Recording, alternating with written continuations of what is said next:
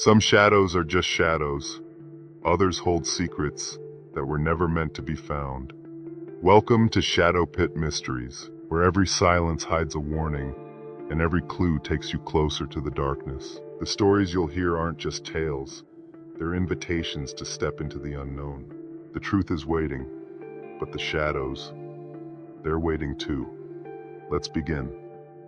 A Voice from the Grave, a mystery story by Grave Pit Shadows. Rachel Mills had spent months trying to forget. The funeral had been real. The burial had been real. James Davenport was dead. So when she stood before his grave and saw it empty, the dirt disturbed from the inside, she couldn't breathe. The casket had been forced open from within. Deep scratches marred the wood, as if something had clawed its way out. Her police radio crackled with static. A voice. His voice. "Mills, I'm not supposed to be here."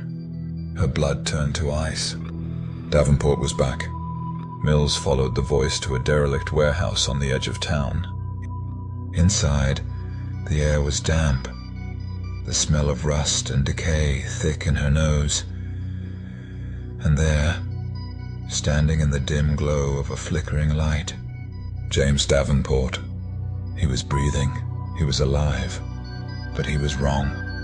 His skin bore symbols burned into his flesh, scars he hadn't had before. His fingers were scraped raw, his clothes caked in dirt. "I don't know how I got back," he said, voice hoarse. "I just woke up." He swallowed hard, eyes flickering with something unreadable. "But I wasn't alone in the dark." Mills tried to believe this was a miracle. Then the killings began. The first victim was found with his mouth sewn shut, symbols carved into his chest, the same symbols on Davenport's body. The second was found hanging upside down, drained of blood, positioned in a ritualistic circle. Each victim had a connection to Blackthorn Asylum. Someone had brought Davenport back, and it hadn't been for his sake. The Order of the Veil had been waiting for him. They had performed the ritual. They had pulled him back, but the process had gone wrong. "You were never supposed to return whole, Detective." The leader of the Order stood before them, draped in black, his voice calm, patient. "You were meant to be a vessel." Davenport was changing. His reflection lagged behind him. His heartbeat slowed at random. And then, the whispers began. Late at night, Mills heard him muttering to himself. Only his lips weren't moving. Davenport's mind wasn't his alone. Something was inside him. It spoke in his own voice, mocking him. When he looked into the mirror, his reflection whispered, even when he didn't. "You were never supposed to leave." He shattered the glass, but his reflection kept smiling.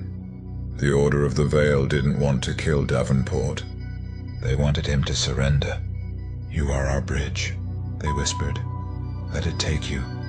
Mills and Davenport realized the horrifying truth. The entity inside him wasn't a mistake. It was meant to be in control. The cult wasn't finished. They were coming for him. Davenport wasn't a man anymore. He was a gateway. And if the entity inside him took over completely, the black door would never stay shut. Mills and Davenport fled. They needed answers.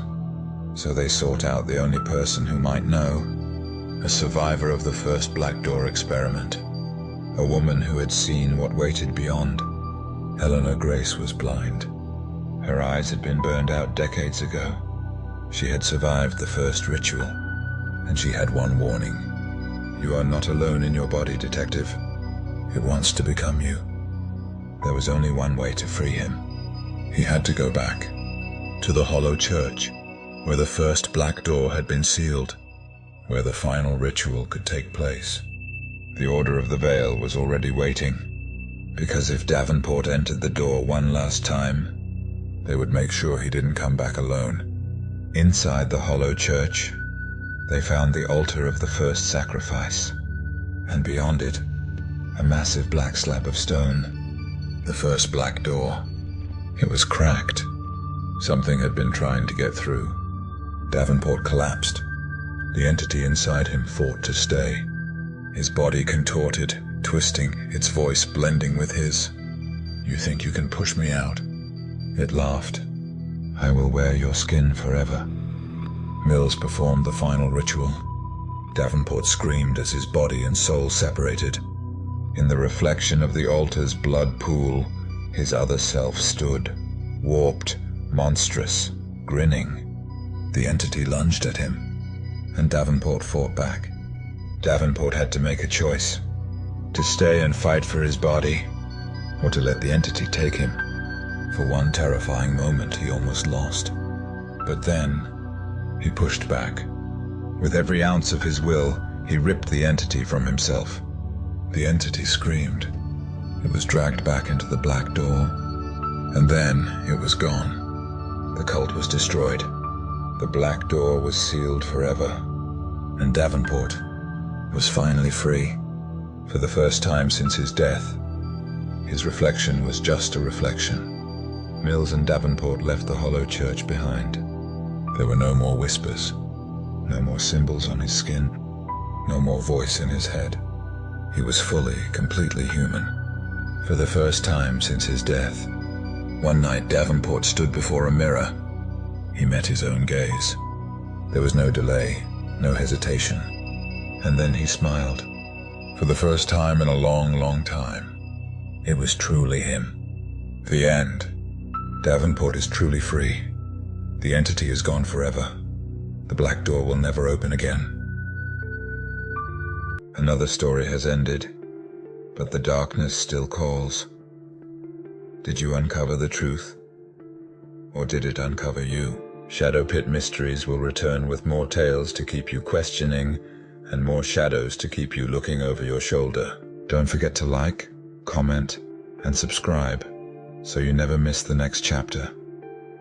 Until then, stay vigilant. The next mystery might already be waiting for you.